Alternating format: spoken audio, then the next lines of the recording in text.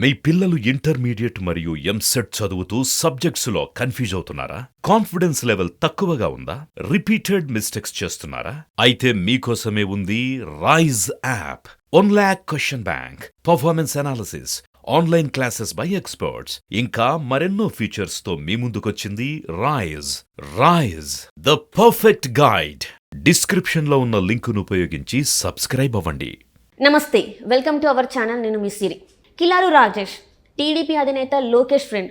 గతంలో అయితే తన మీద అన్యాయంగా కేసులు పెట్టారని చెప్పేసి ఇప్పుడైతే తను ఒక పిటిషన్ అయితే దాఖలు చేశారు. అందులో సీతారామాంజనేయులు ఇంకా సిఐడి చీఫ్ సంజయ్ కుమార్ పేర్లు అయితే బాగా వినిపిస్తున్నాయి. ఎక్కువ చూసినట్టయితే సిఐడి వాళ్ళ పేర్లు మాత్రం వినిపిస్తున్నాయి.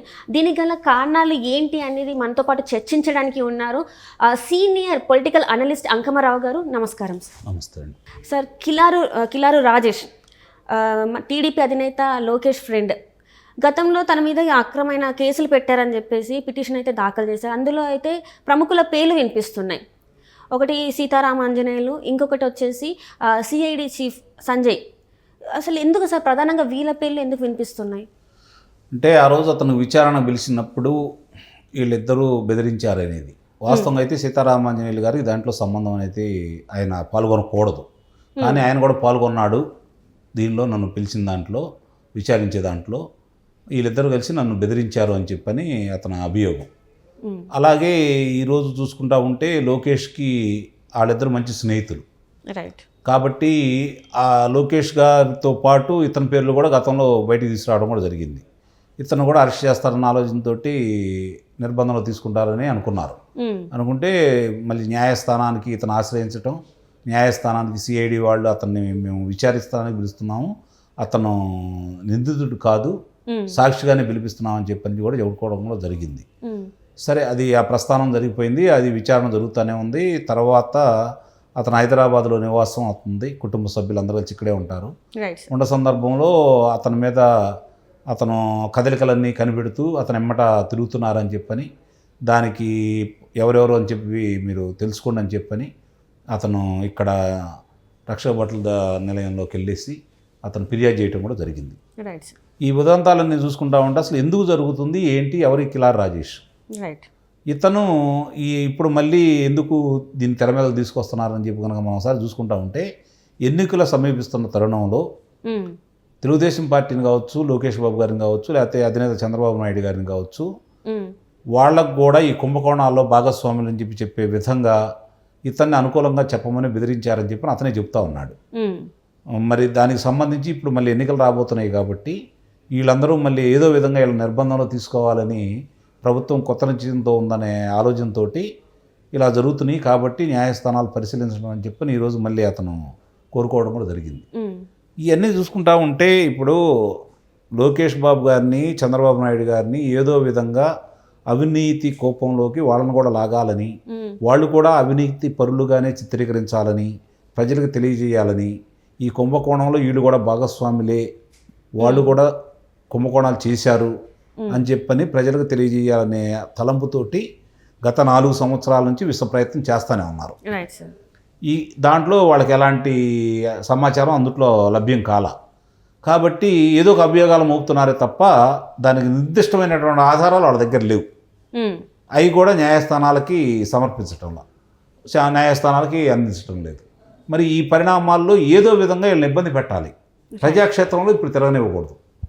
దానికి గతంలో చంద్రబాబు నాయుడు గారు బాదుడు కార్యక్రమం కావచ్చు, మరి మహిళా శక్తి గురించి భరోసా అయిన బాబు గ్యారంటీ అనే దాని మీద ఈ కార్యక్రమాలు, అలాగే జలవనరులకు సంబంధించి ఇప్పుడు ఉన్నటువంటి జలాశయాలకు సంబంధించి ఏ పనులు ఆగిపోయినాయి, ఎందుకు ఆగిపోయినాయి, గతంలో ఎంత పురోగతి సాధించింది అని చెప్పని వివరించే కార్యక్రమంలో ఈ 3 కార్యక్రమాలకి విశేషమైనటువంటి ప్రజాదరణ లభించటం, జనం తండోపతండాలుగా రావటం, ఆసక్తిగా వారు చెప్పేది వినటం.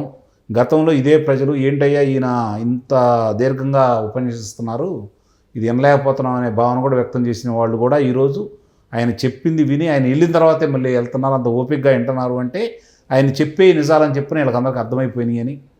కాబట్టి మన మీద ప్రజలు వ్యతిరేకంగా ఉన్నారు, ఆగ్రహంతో ఉన్నారని గ్రహించి వాళ్ళు అట్లాగే పక్కన లోకేష్ బాబు గారు యువగళం పాదయాత్ర అని చెప్పి బయలుదేరి గతంలో తండ్రి మరి శాసనసభ్యులు కావచ్చు, మంత్రులు కావచ్చు, చేసిన అభివృద్ధిని చెప్పుకోలేకపోయారు. అది మనకు కలిసి వచ్చింది. మనం చేసిన అబద్ధాలని నిజమని చెప్పి ప్రజలు నమ్మారు కాబట్టి దాన్ని అతను అబద్ధాలని చెప్పి ఈరోజు నిరూపిస్తున్నాడు. ప్రజలందరూ అతని మాట వింటున్నారు, అతని వెంట నడుస్తున్నారు. దీన్ని ఎలా అరికట్టాలి? వీళ్ళిద్దరే చాలదన్నట్టు ఒకవైపు నుంచి పవన్ కళ్యాణ్ గారు రైట్. వారాహి యాత్రతో బయలుదేరి మరి ఆయన విస్తృతంగా ప్రజల్లోకి వెళ్తున్నారు. ఇలా ముగ్గురికి తండోపతండాలుగా వస్తున్నారు. ముఖ్యమంత్రి అయిన నేను ఒక సమావేశాన్ని ఏర్పాటు చేస్తే ప్రజలు పారిపోతున్నారు. మరి పార్టీ శ్రేణుల్లో వాళ్ళని తీసుకురావడానికి చాలా ఇబ్బందులు పడుతున్నారు. మరి అక్కడ ఉన్నటువంటి పాఠశాలలు కావచ్చు, లేకపోతే అక్కడ ఉన్నటువంటి కళాశాలలు కావచ్చు, వాటికి సెలవులు ప్రకటించేసి విద్యార్థులను తీసుకురావాల్సిన దౌర్భాగ్య స్థితి నాకెందుకు కలుగుతుంది అని చెప్పి భరాయించలేనటువంటి ముఖ్యమంత్రి గారు, ఇలా రావడం చూసి ఓర్చుకోలేని ముఖ్యమంత్రి గారు ఏ విధంగా అయినా సరే దీన్ని ఆటంకం కలగజేసాలి, ఎక్కడోసారి దీన్ని నిరోధించాలనే ఉద్దేశంతో చంద్రబాబు నాయుడు గారిని అక్రమ నిర్బంధం చేయడం కూడా జరిగింది. అక్రమ నిర్బంధం చేసిన పర్యవసానం ఏం జరిగిందంటే, గత 40 సంవత్సరాల నుంచి తెలుగుదేశం పార్టీ పుట్టిన తర్వాత, అది ఏర్పడిన తర్వాత ఏ నాయకుడి గురించి కానీ ఇంత చర్చ జరగలేదు ఎక్కడ. తొలిసారిగా చంద్రబాబు నాయుడు గారి నిర్బంధం తీసుకున్న పర్యవసానం జరిగిన పరిణామాలు ఏంటంటే, అంతిమంగా జరిగిన పరిణామాలు ఏంటంటే, చంద్రబాబు నాయుడు గారు చెప్పుకోలేనివి, చంద్రబాబు నాయుడు గారు చేసిన అభివృద్ధి పనులు ప్రజలు బజారుకి వచ్చి చెప్పారు. చంద్రబాబు నాయుడు గారి గురించి నిత్యం ప్రజల్లో నానిపోయింది. ఇప్పుడు ఆయన పేరు మారుమోగిపోతూ ఉంది. ఆయన చేసిన మంచి పనులు ప్రజలకు అర్థమైపోయినాయి. ఆయన మంచి ప్రజలకు తెలియజేసే విధంగా చేశాడు. తెలుగుదేశం పార్టీకి మంచి ప్రచారాన్ని కలవజేశాడు జగన్మోహన్ రెడ్డి గారు. ఆ విషయంలో చంద్రబాబు నాయుడు గారు, తెలుగుదేశం పార్టీ ఆయన కృతజ్ఞతలు తెలియజేయాలని చెప్పి అయితే నేను భావిస్తున్నాను. ఎందుకంటే వీళ్ళు చేయలేని పని అతను చేశాడు కదా. ఇట్లా ఏది చూసినా కూడా అతను ఎదురు తగులుతూ ఉన్నాయి.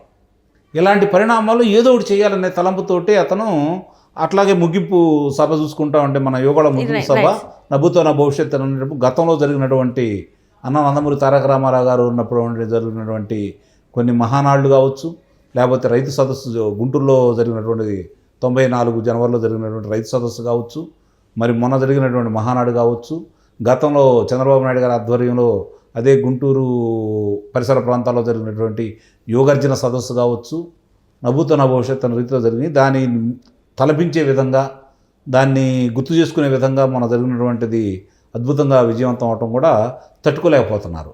దానికి ఏదో ఒకటి చేయాలి అని చెప్పని వీళ్ళు భావిస్తూ ఉన్నారు. ఆ భావన తలంపుతోటే ప్రజల్ని కొంచెం వేరే విధంగా ఆలోచించుకునే విధంగా శాసనసభ్యుల యొక్క స్థానాలను మారుస్తూ వీళ్ళు ఒక నిర్ణయాలు తీసుకోవడం కూడా జరుగుతూ ఉంది.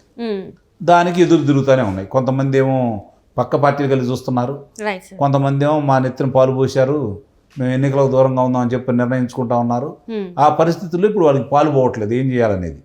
కాబట్టి కొత్త అంశాలన్నీ బయటకు తీసుకొచ్చే ప్రయత్నం వాళ్ళు చేస్తూ ఉన్నారు. ఇప్పుడు వాళ్ళు ఎంతో కొంత వ్యతిరేకం తీసుకొచ్చి చంద్రబాబు నాయుడు గారు, పవన్ కళ్యాణ్ గారు మైత్రి బంధాన్ని విడగొట్టాలని ప్రయత్నం చేసి వ్యూహం చిత్రం నిర్మిస్తే దాన్ని కూడా న్యాయస్థానాలు అడ్డుపడ్డాయి. ఇప్పుడు ఏం చేయాలో వాళ్ళు పాలు పోవట్లేదు. కాబట్టి కొత్త ఆలోచనల్ని, కొత్త సంఘటనల్ని బయటకు తీసుకొస్తూ ఉన్నారు. చూడాలి ఇంకా ఈ ఎన్నికలు అయిపోయే సమయం నాటికి ఎన్ని కొత్త వింతలు మనం చూడాలో, మరి వాడు చేసే విన్యాసాలు ఎన్ని చూడాల్సి వస్తుందో కూడా అర్థం కాని పరిస్థితి రోజు. ఇవన్నీ దృష్టిలో పెట్టుకున్న తర్వాత ఇలాంటివి జరుగుతున్నాయని కాబట్టి ముందస్తు జాగ్రత్తగా కిలార్ రాజేష్ గారు న్యాయస్థానాలు ఆశ్రయించాలని చెప్పి మనం భావించాలి. Right sir, right. Thank you so much sir.